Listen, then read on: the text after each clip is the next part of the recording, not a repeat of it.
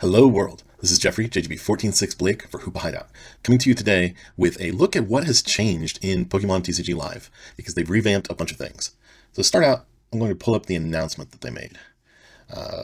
First of all, Surging Sparks is now in the expansion. That's not a big change, that's just new cards coming. But here's where we get into differences.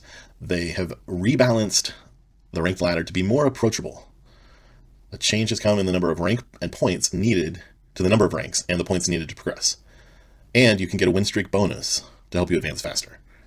Also, the Battle Pass has been overhauled. So instead of there being two tracks with the premium one and the regular track, there's now just one track. And you no longer get two decks at the start of it. You don't even get one deck. You just start. I think maybe you get a card. That part's disappointing to me. I think them giving out decks at the start of each set was a pretty good thing. I don't like that they took that away. They say that there's going to be some more system updates over the next few months. So we'll see what else comes. One of the things that's coming is they're going to remove coins. If you have coins, they'll be converted into crystals, and eventually we'll end up on a system that just has crystals and credits. Crystals for buying whatever in the game, and credits for crafting cards. I think that makes sense as a system to be on, but it kind of stinks that they're only going to pay out up to 5,000 coins when that happens. They're converting 5,000 coins into crystals at a 4-to-1 ratio. So 5,000 becomes 1,250 crystals. They're also going to make all players get all avatar customizations for free from here forward. So that part's cool. Deck accessories are going to be available to be purchased with crystals.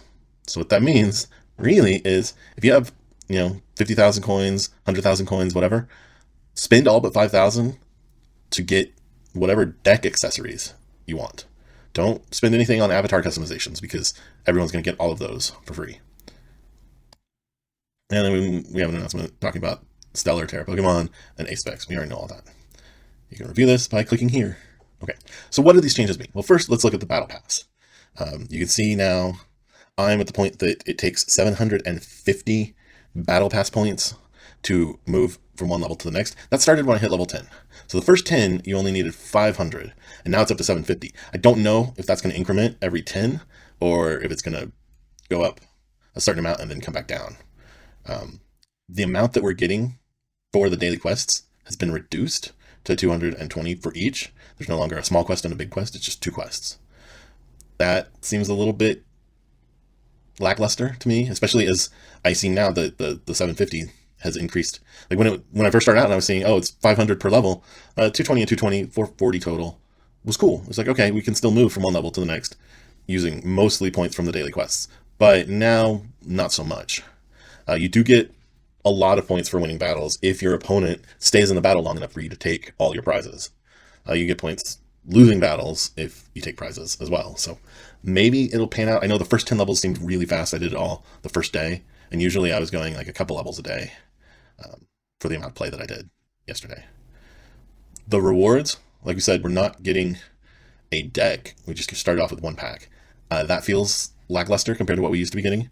And then going through here, it's like we got a few single cards and a few individual packs. There were no like 3-pack sets. There were no nothing bigger than that. So that feels less than what we were getting before. It does ratchet up as you get later in, but you have to get pretty deep. So 25, we're still getting just like a pack. Right here at 29 is where we get our first meaningful reward of an actual quote-unquote case of Surging Sparks. So we get it there. Then it goes back to being somewhat lackluster. This one's a little bit bigger. We finally get a deck here. So that, I guess you can earn decks along the way. But that feels obviously not as good as them just giving them to you when you start off. So overall, scanning through here, I feel like the rewards that they're giving out over the past, there's several more spots that will award the Surging Spark cases. But by and large, I feel like until you get up, like here, we're seeing, okay, case here, case here, case here, case and like 5 packs here.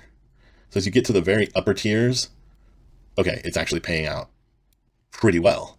But we'll have to see how much of this ratchets up as you go through the levels too. Because it may be that you have to earn like 2,000 points to move between tiers here. Who knows? We'll have to see. I feel like overall the change in the Battle Pass system is a slight negative compared to what we had before, but maybe I'm wrong. Maybe the amount of points that we're getting for our battles will make it turn out to be fine.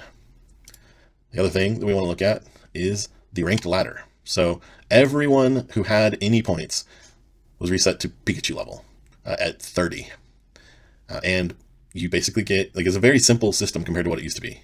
You get 10 points every time you win a game, and you never lose points, at least so far.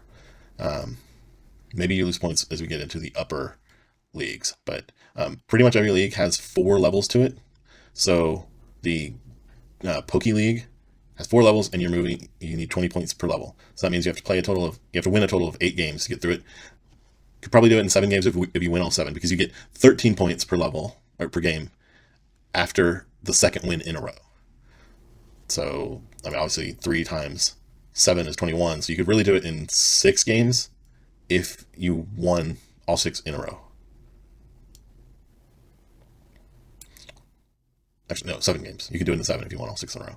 Then we get to the Great League. And at the Great League, it's exactly the same, except that there is now a separation of 30 points. Again, when you lose, you don't get pushed back down, even within a tier. And when you win, you get 13 points.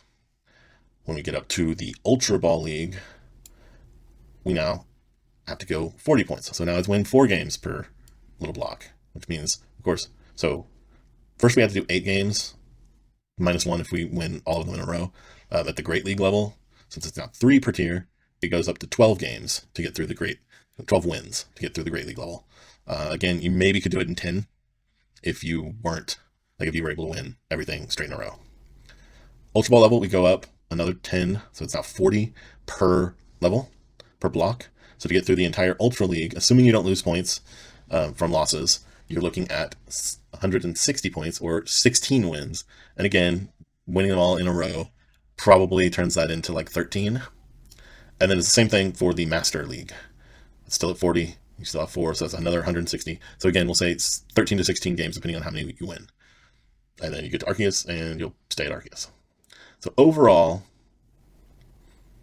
you can do simple math, right? Going from 30 up to 55 divided by 10 is very easy. 55 minus 30 is 52. It's going to take you 52 wins to get to Arceus League, and that maybe bumps down to like 45 overall if you win enough of them in a row, have enough win streaks. So basically 45 to 50 games probably to go from nothing to Arceus League. And that's assuming, again, that there's not a point where it starts taking away points when you lose. So far at the Great League level, that has not happened. The rewards. Here at the end, you're going to get some crystals, some credits, and 2 packs. I know that I got 3 packs when I finished at the October ladder's end, so that's slightly less. And here, this seems comparable. Might be a little less than what Arceus paid out last time. This feels like a little bit less. You're just getting crystals and a random card, a random full art trainer, but still a random card. And then same thing here. It's an ace spec, which I guess is a little bit better, but the ace specs aren't all like that expensive to craft. So, and again, avatar items don't count for anything because everyone's getting them for free. We're getting a deck box collection from everything put together, which I guess is cool. The Great League level was the same thing, except 200 crystals. And yeah, we start, I think, between the Baby League and I actually liked what we started off with, getting an Executor coin and 2 executes, and then a gold or a secret rare Executor EX. I think that combination is pretty strong for starting out.